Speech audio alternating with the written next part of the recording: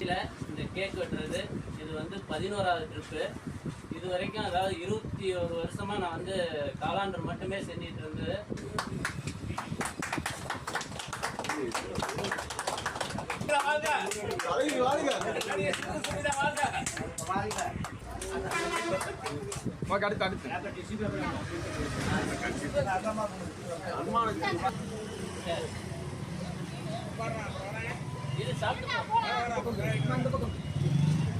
முதல் காலாண்டர் வாங்கிய முதல் நபர்கள் தான் இன்னைய வரைக்கும் தவறாமல் முதல் காலாண்டர் இவருக்கு தான் கொடுத்துட்டு இருக்கிறோம்.